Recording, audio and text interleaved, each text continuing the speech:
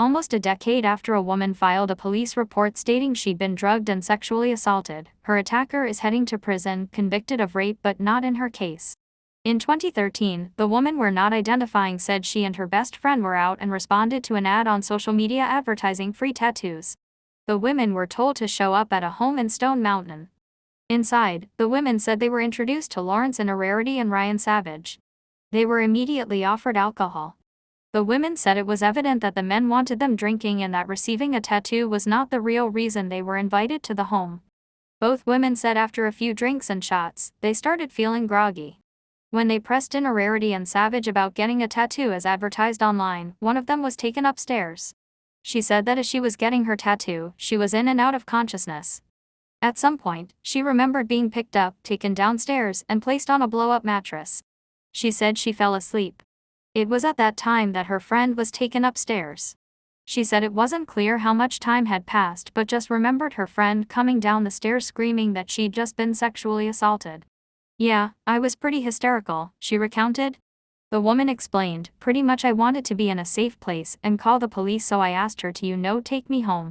When the woman got home, she called the police and said she went and had a rape kit done at DeKalb Medical the same morning. Unfortunately, years would pass with no developments from her police report or rape kit. In the meantime, the women said they learned more about one of the men who lured them to the home. Laurence Innerarity would become known as Peso Montana, a popular Atlanta promoter and rapper. They didn't stop, the woman explained. The woman pointed out, he was an Atlanta promoter for years, he was hosting parties and getting girls drunk for years and nobody said anything. They believe many remained silent out of fear.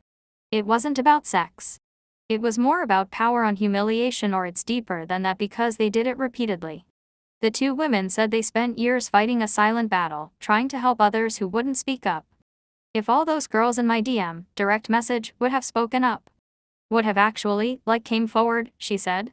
Fast forward nearly 10 years after the women reported their assault and drugging, Peso Montana and Ryan Savage went on trial in September on one count of rape tied to a separate sexual assault case.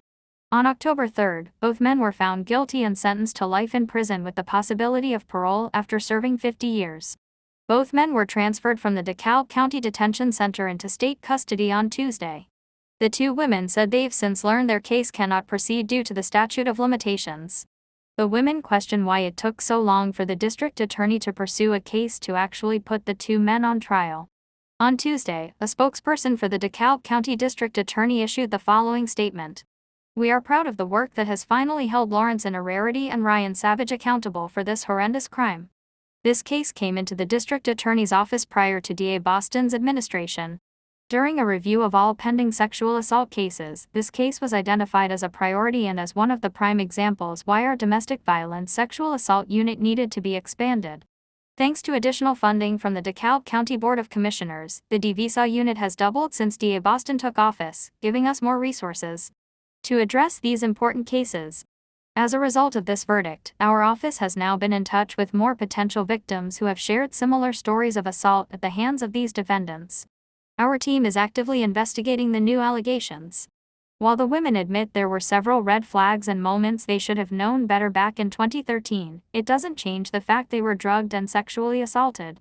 They hope by coming forward, sharing their horrifying ordeal, the fact both Peso Montana and Ryan Savage are now behind bars, it will help other victims come forward and speak up.